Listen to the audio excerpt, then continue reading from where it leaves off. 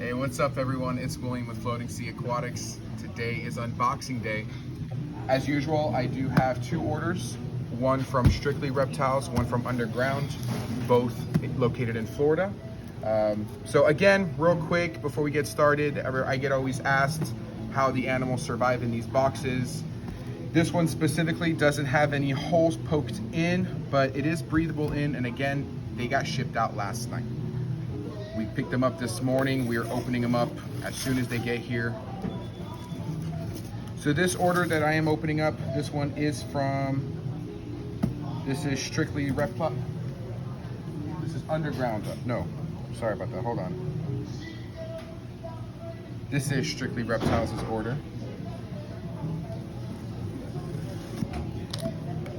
I've got some very exciting animals this week. Some of these animals are actually pretty uncommon. So be sure to come in soon and look at them before they disappear very quickly.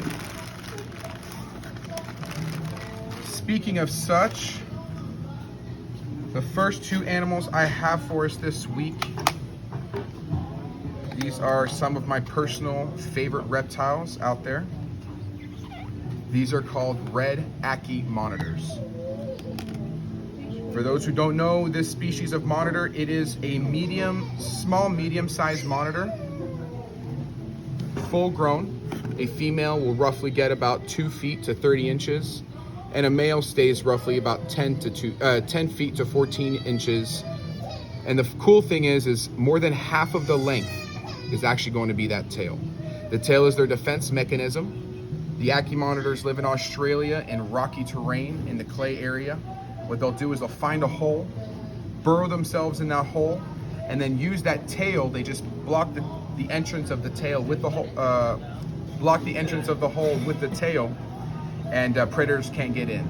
You can't really tell right now because of the size. It's still pretty small, but the tail is actually completely filled with spikes, which is why it's also known as the spiny-tailed monitor. So these are a phenomenal, absolutely phenomenal pet to have. Like I said, they don't get very big, but they are a monitor species. So they are extremely, extremely smart, very inquisitive. It's very easy to tame them to be able to be kept on a leash, hooked up to a harness. So we have two absolutely beautiful babies that will be here available in the shop. I doubt for very long, honestly. I have a couple in the back that we're trying to breed, but they are not there yet. The Ackie monitor is an insectivore. It is a diurnal animal, so he's going to be hanging out during the day. He's not nocturnal, he's diurnal. So you'll be able to watch him feed bugs and worms. That's really all they eat. And then once in a while, you can treat them to, say, like a mouse for some high protein. This reptile right here is another very uncommon reptile in the trade. This is actually an elongated tortoise. Again, a great species to have as a pet. So the elongated tortoise is a tortoise that roughly gets about 10 to 12 inches. They're native to the Southeast Asia area. You'll find them in Cambodia, Thailand, southern parts of China. Truthfully speaking, you could probably say this would be the Asian version of a gopher tortoise. They live in the same types of terrain. Actually, that's not true. This does stay in higher humidity, but the size is about the same. Though coloration, this will have a lot more higher yellows. But this is a fantastic pet. They are omnivores, so they are going to eat your superworms, your crickets, fruits, veggies, and then once in a while you can feed them again a mouse for some protein. For an enclosure for this, even full grown, you would roughly only need about 6 to 8 feet. So an outdoor enclosure here in Florida would be pristine. But if you had to do an indoor enclosure, that would be totally fine as long as you can supply the room and the humidity. So those are the only two species we got from Strictly Reptiles this week.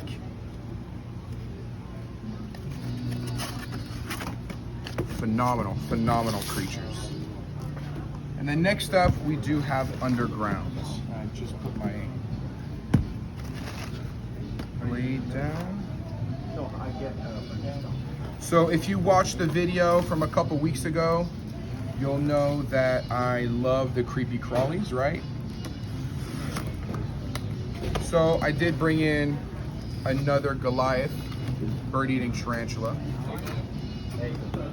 We're gonna skip the handling on that species today, as we've already done that, and every spider is different. I won't test my luck.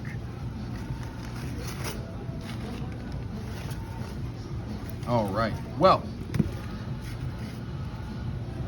here is the Goliath bird-eating tarantula. He's a big boy. There we go, see them better right like that. So again, he's not full grown. This species roughly can get about 12 inches in diameter, a full dinner-sized plate. They are known to take down, well, birds. That's why they're named the bird-eating tarantula. And then I've also got some beautiful Pac-Man frogs. I've got some matcha, which are fairly greenish yellow. They're already a pretty decent size. I've got some key limes, which are a beautiful yellow green. Look at that. Oh, let's just go ahead and open that up. Beautiful little babies there.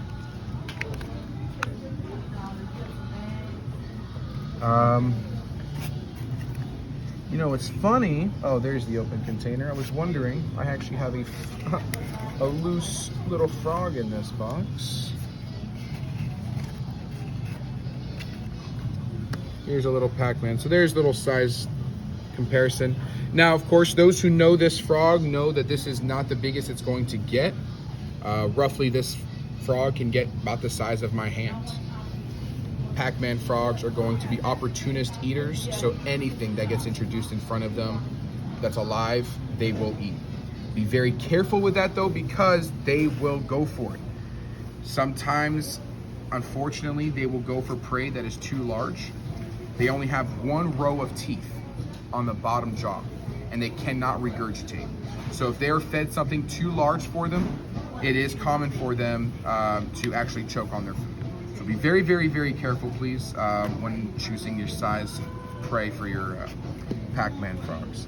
And then honestly, guys, this is one of my favorite colors that the Pac-Mans come in. This is called apricot. Look at how beautiful that is. Again, this is another great pet to have, great beginner. So we've got, for beginner pets, we've got your Ackie monitors or elongated tortoises. You've got your Pac-Man frogs, fantastic.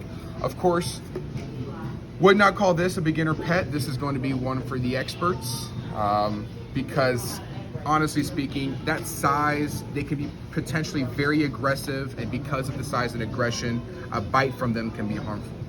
Though not fatal, and honestly speaking, when it comes to the venom, it's not even one of the more potent ones, more dangerous ones. It's just very large fangs.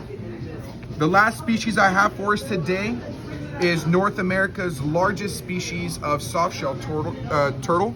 These are your spiny soft-shell turtles. This is not a beginner pet, okay? This is, I'd say, intermediate to expert level fish, because expert level reptiles, because soft-shell turtles can be pretty picky when it comes to their feeding and parameters. And if you do not give them their proper environment, it's very easy for them to die. Honestly speaking, they're very fragile as far as a turtle species. So as beautiful as they are, please be sure you do your research, you know what you're doing before you purchase one of these.